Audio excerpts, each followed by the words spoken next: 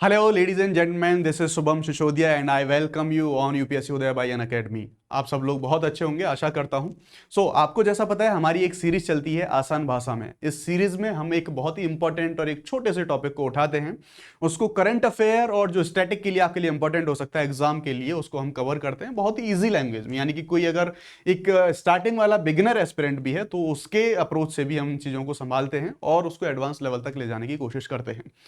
तो बेसिकली आज हम एक ऐसे टॉपिक के बारे में जानने वाले हैं जो करंट अफेयर का मुद्दा तो है ही है, करंट अफेयर के साथ साथ वो पॉलिटी और आपका जो एथिक्स है, यानी कि जीएस पेपर 2 और जीएस पेपर 4 दोनों से अलाइन होता है, वो वहां पर आपके लिए हेल्पफुल होगा। करंट अफेयर में तो वो टॉपिक बना ही हुआ है। तो बिना देरी किए हुए सीधे हम अपने टॉपिक पर मूव करेंगे। तो यहाँ आप एक इमेज देख सकते हैं, ये इमेज है इच्छा मृत्यु, यहाँ पे लिखा हुआ है। ये इमेज के बारे में आपको क्यों बता रहा हूँ, उससे पहले आप यहाँ पे नजर डालेंगे, ये आप यहाँ पर पितामह भीष्म देख सकते हैं। आशा करता हूँ आप में से ज्यादातर लोगों ने महाभारत को देखा होगा, सुना होगा, पढ़ा होगा, क्योंकि बचपन में हम टीवियों पर बैठ के ये सारी चीजें देखते आए हैं। तो यहाँ महाभारत में हमने देखा था कि जब महाभारत का युद्ध चल रहा था वहां पे, तो कुरुक्षेत्र में हमने देखते हैं कि अर्जुन के द्वारा जो पितामह भीष्म है उनको बाणों की सैया पे लिटा दिया जाता है। और यहाँ पर एक चीज देखी जाती है कि जो पितामह भीष्म है वो अपने तुरंत प्राण नहीं त्यागते हैं। यानी कि क्यों, रीजन क्या था इसका, कि पितामह भीष्म को इच्छा मृत्यु का वरदान प्राप्त था, यानी कि वो अपने प्राण कब छोड़ेंगे ये वरदान उनको प्राप्त था। तो बेसिकली आज दोस्तों इसी टॉपिक के बारे में हम बात करने वाले हैं, इच्छा मृत्यु, जिसे इंग्लिश में बोलते हैं हम यूथेनेसिया। लेकिन आज जिस यूथेनेसिया की हम बात कर रहे हैं वो उन्हें वहां पर वरदान प्राप्त था, लेकिन आज के रेफरेंस में, आज के कॉन्टेक्स्ट में हम उसकी बात करेंगे। तो चलिए हम टॉपिक पे मूव करेंगे। बेसिकली मामला है क्या। यहाँ पर द हिंदू की एक खबर है, आप यहाँ पर देख सकते हैं। सुप्रीम कोर्ट ने बेसिकली एक इच्छा मृत्यु, जिसे हम बोलते हैं यूथेनेसिया, और यूथेनेसिया की भी टाइप्स हम देखेंगे। उनमें से जो पैसिव यूथेनेसिया है, उस पैसिव यूथेनेसिया की डिमांड करी गई थी एक माता पिता के द्वारा अपने बच्चे के लिए। वो क्यों डिमांड करी गई थी वो भी मैं बात करूंगा, लेकिन इस डिमांड को सुप्रीम कोर्ट के द्वारा खारिज कर दिया गया और बोला गया गवर्नमेंट को कुछ डायरेक्शंस दिए गए।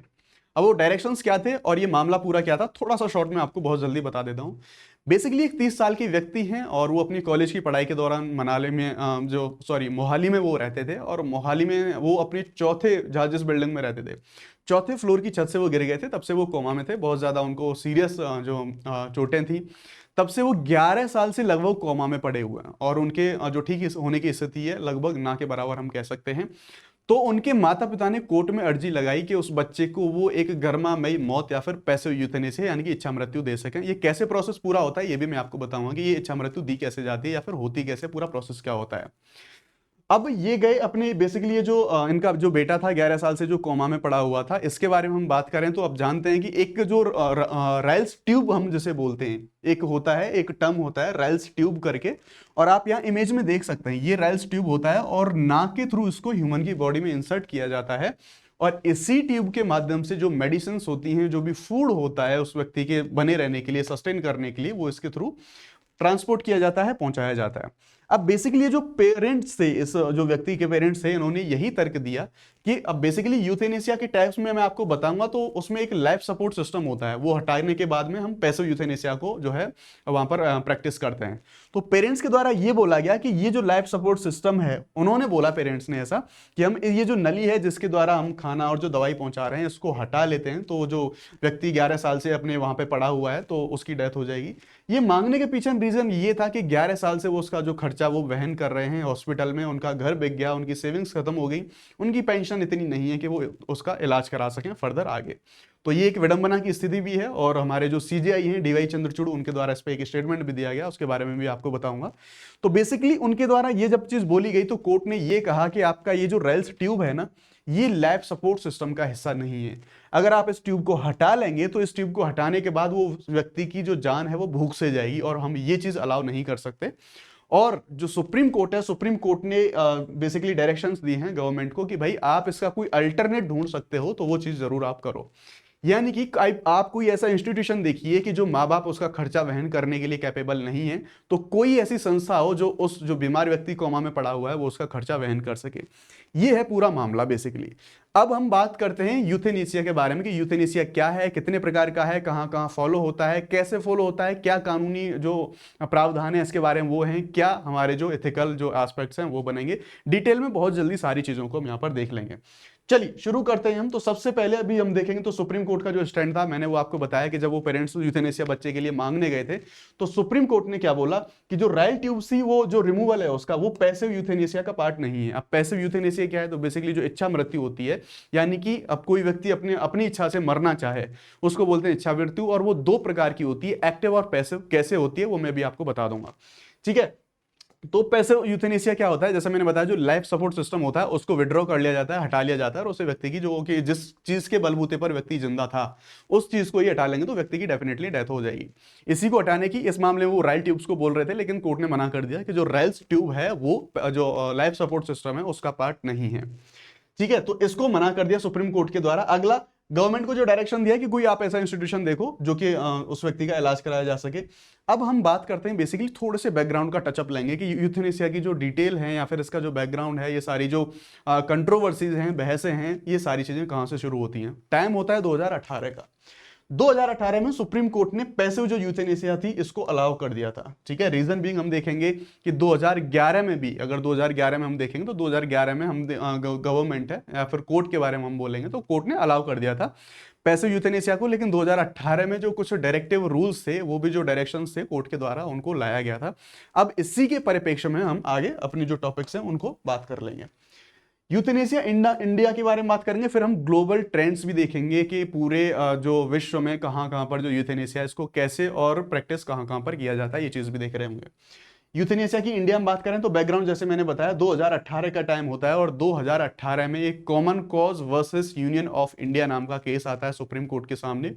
और उसी केस में अभी जो मैं आपको बता रहा था, उसी केस की सुनवाई करते हुए सुप्रीम कोर्ट ने कहा था कि जो यूथेनेसिया यानी कि जो इच्छा मृत्यु है, वो इच्छा मृत्यु यानी कि जो पैसिव यूथेनेसिया है, वो जो पैसिव यूथेनेसिया है वो व्यक्ति के जो आर्टिकल 21 है उसके अंतर्गत आता है। यानी कि उस व्यक्ति को अगर गरिमामय जीवन का अधिकार है तो व्यक्ति को गरिमामय रूप से मरने का भी अधिकार है, यानी कि डेथ विद डिग्निटी। ये इस चीज को यहां पर कोर्ट के द्वारा एलिब्रेट करा गया, बोला गया कि अगर पैसिव यूथेनेसिया उस कंडीशन में दी जा सकती है, यानी कि अगर कोई व्यक्ति जो गरिमामय जो जीवन है उसको समाप्त करके मतलब अपनी गरिमामय तरीके से डिग्निटी से अपनी लाइफ को कंप्लीट करना चाहता है तो ठीक है। यहां पर 2018 का टाइम होता है। थोड़ा सा जो कॉमन कॉज और ये जो यूनियन ऑफ इंडिया नाम है, ये केस का नाम थोड़ा सा इंपॉर्टेंट हो जाता है, कई बार पूछा भी जा सकता है, ठीक है। और इसमें यही चीज बोली गई कि जो right to die with dignity है, ये हमारा जो आर्टिकल 21 के अंदर राइट टू जो लाइफ आता है उसी के अंतर्गत उसी का एक पार्ट ये माना जाएगा, ठीक है। और 2018 में ये चीज बोला गया लिविंग बिल, एक कॉन्सेप्ट दिया गया लिविंग बिल। अब लिविंग बिल कैसा है, मैं अपना ही एग्जांपल लेके बताता हूं। मान लीजिए अभी जैसे मैं एक अडल्ट व्यक्ति हूं, मुझे सारे अधिकार अपने पता है, मैं एक अवेयर नागरिक हूं, तो सीधी सी बात है मैं एक लिविंग विल अपनी बना सकता हूं। और उसमें मैं ये चीज कंसीडर कर सकता हूं कि अगर मुझे कोई बहुत ज्यादा सीरियस बीमारी हो जाए तो उस कंडीशन में मेरा इलाज किस तरह से होगा। एक तरीके से मैं ये परमिशन दे सकता हूं कि अगर ऐसी कंडीशन हो कि मैं ठीक ना ही हो पाऊं या फिर कम से कम ज्यादा जो संभावनाएं हैं मेरे ठीक होने की वो रहें, तो फिर मुझे पैसिव यूथेनेसिया दे दिया जाए, यानी कि डिग्निटी के साथ मेरी लाइफ है उसको एंड कर दिया जाए। ये मतलब होता है लिविंग विल का। और लिविंग विल के बारे में ही प्रोविजन किया गया 2018 का जो हमारा इसके बारे में केस के कॉमन कॉज वर्सेस जो यूनियन ऑफ इंडिया केस था, इसमें सुप्रीम कोर्ट के द्वारा इसको इंट्रोड्यूस करा गया, ठीक है। तो यहां तक की पूरी टाइमलाइन हमने देख ली। आगे अगर हम बढ़ेंगे तो यूथेनेसिया के लिए अगेन डायरेक्शंस दिए गए सुप्रीम कोर्ट के द्वारा। 2018 वाले ही जो कुछ डायरेक्शंस थे उनमें अमेंडमेंट लाया गया। 2022 में कुछ फिर से इनमें जो है और ज्यादा इनको क्लैरिफाई करने के लिए या फिर इस प्रोसेस को इजी बनाने के लिए कोर्ट के द्वारा जो है कुछ डायरेक्शंस दिए गए। उन डायरेक्शंस को देख लेते। सबसे पहली बात यहां पर देखेंगे, जो लिविंग विल बनाई जा रही थी ना, वो लिविंग विल का वेरिफिकेशन के बारे में चीज बोली गई, उसको और इजी करा गया। कैसे? 2022 से पहले अगर लिविंग विल के बारे में हम बात करेंगे तो जो लिविंग विल होती थी उसको वेरीफाई या फिर उसका सत्यापन कराना जरूरी होता था जो हमारे जुडिशियल मजिस्ट्रेट होते थे उनके द्वारा। लेकिन 2022 में सुप्रीम कोर्ट ने इसे आसान बनाते हुए बोला कि जो लिविंग विल है वो जो नोटरी या फिर जो गजेटेड ऑफिसर है उससे भी आप जो है वेरिफिकेशन वेरीफाई उससे भी जो है सत्यापन करा सकते हैं, जुडिशियल मजिस्ट्रेट की जरूरत नहीं है। तो इसको थोड़ा सा सिंपल बना दिया गया ताकि इंसान गर्मामय तरीके से अपनी जीवन लीला को समाप्त कर सके, पहला प्रोविजन। दूसरा, ये जो हमारी लिविंग विल होती थी ना, इसको अलाइन कर दिया गया नेशनल डिजिटल हेल्थ रिकॉर्ड इसके साथ में। इसको अलाइन इसलिए कर दिया गया कि अगर कोई व्यक्ति ऐसी विल बनाता है तो उसको इस रिकॉर्ड में डाला जाए ताकि पूरे देश के डॉक्टरों के पास ये अवेलेबल हो, और उस कंडीशन में जब ये फैसला लेने की बारी आए कि इस व्यक्ति को, इस मरीज को ऐसी कंडीशन में ये कि वापस जिंदा नहीं आ सकता, तो उस कंडीशन में इसके ऊपर ये चीज जो यूथेनेसिया वाली चीज है, पैसिव यूथेनेसिया वाली चीज है, इसको एप्लीकेबल किया जा सके। एक चीज पॉइंट आउट मैं यहां पर यह करना चाहूंगा कि भारत में एक्टिव यूथेनेसिया है, उसका कोई प्रोविजन नहीं है, पैसिव यूथेनेसिया के लिए अलाउ है। थोड़ा सा यहीं पे मैं ये इंट कर देता हूं कि एक्टिव जो यूथेनेसिया और पैसिव यूथेनेसिया में अंतर क्या है। तो दोस्तों, एक्टिव यूथेनेसिया जो यूथेनेसिया, उसका नाम से ही आप मतलब देख सकते हैं कि उस इच्छा मृत्यु को देने के लिए कुछ ना कुछ एक्ट करने की हमें जरूरत होती है। जैसे अगर मान लीजिए कोई ऐसा मरीज व्यक्ति है, कोई ऐसा बहुत ही ज्यादा हीनियस तरीके से, या फिर हम कह सकते हैं बहुत ही ज्यादा सीरियस तरीके से कोई व्यक्ति बीमार है, उसके ठीक होने की संभावना ना के बराबर है, तो उस कंडीशन में उस व्यक्ति के साथ कुछ ऐसे एक्ट किए जाएंगे सो दैट उसकी जीवन लीला समाप्त हो जाए। एक एग्जांपल के तौर पर सिंपल सा ले सकते हैं कि एक्टिव यूथेनेसिया हम जैसे हम किसी व्यक्ति को इंजेक्शन देंगे और उसकी डेथ हो जाएगी, तो यहां हमें कुछ एक्ट करने की जरूरत पड़ रही है, इसको बोलते हैं एक्टिव यूथेनेसिया। लेकिन ये भारत में लीगल नहीं है, keep it in your mind. जो भारत में लीगल की गई है कोर्ट के द्वारा वो है पैसिव यूथेनेसिया, वो भी ऐसी कंडीशन में कि जब व्यक्ति के वापस से सही होने की, ठीक होने की संभावना ना के बराबर हो। पैसिव यूथेनेसिया में क्या होता है, तो पैसिव यूथेनेसिया में मान लीजिए कोई व्यक्ति कोमा में है और वो एक अपने लाइफ सपोर्ट सिस्टम पे टिका हुआ है, उसकी जो लाइफ है, जैसे अभी 11 साल से जो व्यक्ति चल रहा है उसके बारे में बात कर लें, तो कुछ लाइफ सपोर्ट सिस्टम है, जैसे आपके बहुत सारी जो मशीन्स होती हैं डॉक्टर्स के पास हॉस्पिटल्स में, तो उसको बोलते हैं लाइफ सपोर्ट, जैसे वेंटिलेटर्स वगैरह हुए और भी बहुत सारी चीजें होती हैं। तो उनको अगर जब उनको मान लीजिए उन्हीं के बेसिस पे कोई व्यक्ति जिंदा है और उस पूरे सिस्टम को विड्रॉ कर लिया जाए या फिर रोक दिया जाए, हटा दिया जाए, उस कंडीशन में व्यक्ति की डेथ हो जाती है, तब बोलते हैं हम उसको पैसिव यूथेनेसिया, और यही इंडिया में अलाउ है। ठीक है, की बात कर ली, वापस से बैक करते हैं अपना यहाँ 2000 जो 22 के 2000 सॉरी जो 22 का नहीं है 23 के डायरेक्शन से। तो यहां पर हम एक चीज, दूसरा जो प्रावधान था ये देख लिया, अब तीसरे प्रावधान को देख लेते हैं। मान लीजिए ऐसी कंडीशन है कि कोई व्यक्ति जो है वापस से ठीक होने की स्थिति में नहीं है, और वो व्यक्ति को उसके जो पेरेंट्स हैं, उसके जो घर वाले हैं, वो चाहते हैं कि हाँ ये हमारा जो परिवार का है, फिर हमारा जो भी सगा संबंधी है, उसको हमें यूथेनेसिया देना है, और डॉक्टर उसको अप्रूवल नहीं दे रहे हैं, तो वो लोग जा सकते हैं कोर्ट में, हाई कोर्ट में जाके वो लोग अपील कर सकते हैं और यूथेनेसिया की डिमांड कर सकते हैं। तो 2023 है वहां पर इन चीजों को थोड़ा सा इजी बनाया गया, ये प्रावधान हमारे लिए इंपॉर्टेंट थे एग्जाम के अप्रोच से भी, इसलिए यहां पर ये चीज देखेंगे। थोड़ा सा ग्लोबल ट्रेंड्स देखते हैं दोस्तों कि ग्लोबल ट्रेंड्स क्या है, यानी कि भारत की बात तो कर ली कि यहां पर तो सिर्फ पैसिव यूथेनेसिया अलाउ है, लेकिन पूरे देश में की बात नहीं है, यहां पर सिर्फ विश्व का भी थोड़ा सा हम देखेंगे। हमें पता होना चाहिए कि कौन कौन से जो देश हैं उनमें कहां कहां क्या क्या स्थिति है यूथेनेसिया के बारे में। तो देखो यहां पर कुछ यूरोपियन कंट्रीज हैं, उनके बारे में बात करेंगे। तो हमारा जो नीदरलैंड हुआ, ठीक है, बेल्जियम हुआ और आपका लग्जमबर्ग हुआ, इनमें जो है यूथेनेसिया अलाउ है। ठीक है, यहां पर इच्छा मृत्यु इंसान अपनी इच्छा से जो है मृत्यु ले भी सकता है आराम से जाके। अभी मैं उस देश का नाम आपको क्लैरिफाई नहीं कर सकता। यूरोप में एक अच्छा सीन ये है कि अगर किसी व्यक्ति को इच्छा मृत्यु चाहिए तो वहां पर कार्बन मोनोऑक्साइड के बड़े सही चैम्बर होते हैं, इंसान जाता है, सोता है उनमें आराम से, और वो कार्बन मोनोऑक्साइड उसके माइंड पे इतना इंपैक्ट करती है कि उसको पता भी नहीं चलता, गहरी नींद आती है, इंसान खत्म, दैट्स इट। तो ये प्रोविजंस होते हैं। उसके साथ ही ऑस्ट्रेलिया में भी जो यूथेनेसिया उसके प्रावधान है, यहाँ पर एक ये कंडीशन लगाई गई है कि व्यक्ति मैच्योर होना चाहिए, उसकी मेंटल कंडीशन ठीक होनी चाहिए, वो निर्णय लेने में सही होना चाहिए, ताकि उसका मिसयूज कोई भी कैसा भी ना हो। तो ये थोड़े से हमने कुछ ग्लोबल ट्रेंड्स देखे यूथेनेशिया के बारे में। अब कुछ और जो हमारे पॉइंट्स होंगे उनके बारे में बात कर लेते हैं कि हमारे जो लीगल एस्पेक्ट होंगे, या फिर लीगल एस्पेक्ट की बात नहीं करते हम, या ओवरऑल अगर हम बात करेंगे तो जितने भी एथिकल एस्पेक्ट्स होंगे हमारे, ठीक है, एथिकल एस्पेक्ट्स क्या हो सकते हैं सारे जो यूथेनेशिया हमारे, इसके बारे में। तो देखिए यहां पर हम बात करते हैं ऑटोनॉमी के बारे में, कि जो भी व्यक्ति इसको प्रैक्टिस करने वाला है, जिस भी व्यक्ति को ये दी जाने वाली है, और या फिर जो लिविंग विल है, इसके बारे में बात करेंगे। तो इन्फॉर्म्ड जो कंसेंट है वो होनी चाहिए इसके बारे में, और ऑटोनॉमी होनी चाहिए। यानी कि मान लीजिए अगर मैं अपनी लिविंग विल लिखने वाला हूं यूथेनेशिया के बारे में, तो सीधी सी बात है मुझे स्वायत्ता होनी चाहिए, क्योंकि मैं एक इंडिविजुअल हूं, जागरूक नागरिक हूं, अडल्ट हूं, मुझे मेरे सारे अधिकारों के बारे में पता है।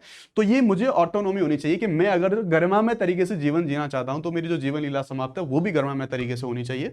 सो अभी हम देख सकते हैं, रिलेट कर सकते हैं अभी जो 11 साल वाला मामला है उससे भी, ठीक है। तो उसके साथ में इन्फॉर्म्ड कंसेंट होना चाहिए। ये नहीं किसी व्यक्ति को धोखाधड़ी के साथ विल साइन करा लिया उसे, नहीं, वो व्यक्ति प्रॉपर जागरूक होना चाहिए, उस व्यक्ति को पूरी इन्फॉर्मेशन होनी चाहिए कि ये पूरा जो प्रोसेस है कैसे फॉलो होगा, क्या क्या चीजें आएंगी सारी, और किस किस कंडीशन में मेरे साथ क्या होना चाहिए। तो यानी कि सारी चीजें ओपन और ट्रांसपेरेंट होनी चाहिए, राइट।